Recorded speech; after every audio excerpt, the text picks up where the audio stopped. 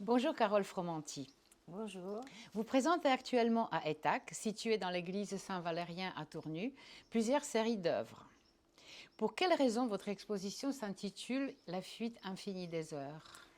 Alors j'ai cherché un titre qui pouvait à la fois parler du temps qui passe, parce que mon travail est quand même beaucoup sur la mémoire, et puis à la fois sur le temps que je passe aussi à faire ces travaux, parce que la broderie c'est une espèce de méditation, je trouve, quand on travaille. Comme tous les gens de mon âge, je trouve que le temps passe vite. Et en même temps, quand on brode, le temps passe très très lentement. Donc je trouvais que c'était un titre qui évoquait bien cela. Et puis aussi beaucoup la mémoire. C'est-à-dire ce qui m'intéresse, c'est aussi que le travail parle du temps passé pour parler d'aujourd'hui. Donc voilà. Ces séries, inspirées soit par des images du passé, soit par des lieux, ou encore par des personnages hors commun, sont pour la plupart des dessins sur tissu, d'une grande finesse, rebrodés au fil fin ou crin de cheval. Ces matériaux vous ont accompagné tout au long de votre vie d'artiste? Pas tout à fait, parce que bon, d'abord j'avais une grand-mère aussi qui était modiste, donc le tissu, les matériaux, c'était quand même dans la famille. Ma mère cousait aussi beaucoup, elle est artiste aussi.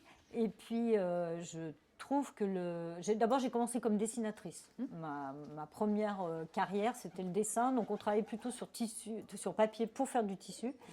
Et puis après, je me suis mis à travailler directement le tissu parce que j'étais gênée par cette espèce de dichotomie entre mon travail de dessinatrice sur papier et mon travail de designer textile.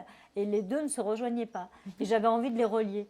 Donc quand j'ai pu avoir un travail plus personnel, voilà, j'ai essayé de relier ces deux matières en fait. De créer le lien. Voilà, créer le lien. Vous avez créé une grande installation intitulée Un jour, il n'y aura plus d'oiseaux, spécialement pour cette exposition. Oui, alors c'est une installation que j'ai faite sur la disparition des oiseaux, parce que c'est un sujet qui me touche. J'aime beaucoup les oiseaux, j'en ai beaucoup dans mon jardin. Et puis aussi, bien sûr, parce que c'est un sujet écologique qui est aujourd'hui quand même très préoccupant. Et en plus, dans ce lieu, je trouvais qu'il fallait occuper aussi cette nef centrale. Donc c'est une installation où j'ai réalisé avec de l'aide tout de même.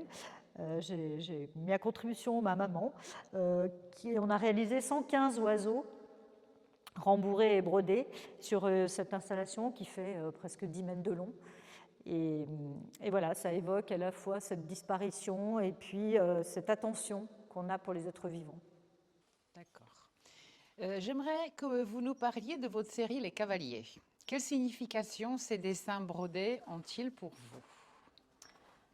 Alors la signification au départ c'était une commande plus ou moins parce que je devais faire une expo sur le cheval.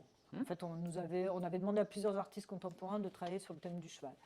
Et puis je me suis intéressée du coup à l'histoire des chevaux. Bon, déjà parce que j'ai aussi pratiqué l'équitation, donc c'est aussi une histoire personnelle.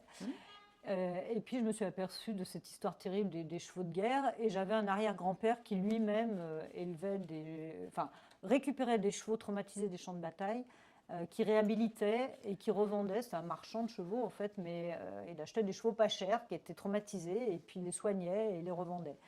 Donc il y avait cette histoire personnelle, et puis après quand j'ai lu cette histoire d'êtres humains aussi qui étaient attachés à leurs chevaux parce que c'était des paysans sur les champs de bataille qui avaient eux-mêmes vécu avec des chevaux, et c'était des chevaux de ferme qu'on avait réquisitionnés. Donc le lien entre eux, je voulais qu'il soit indissociable. Donc les travailler avec la même matière, et cette matière un peu rude, que le crin crée cette image qui est un peu brouillée et qui en même temps est indissociable. Ça lie les deux. Et la série des portraits comme des bêtes est très particulière. Pourquoi ce choix? Que souhaitez-vous que les visiteurs en retiennent? Alors cette série, je l'ai fait à la suite d'un documentaire que j'avais vu sur les gens qui étaient dans les goulags.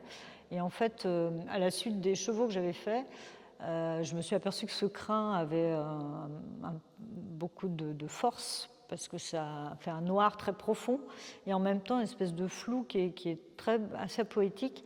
Et je voulais travailler donc ces portraits, je les ai redessinés et rebrodés pour les redonner à voir. Ils ont un côté dramatique avec ça, et en même temps ils sont très émouvants.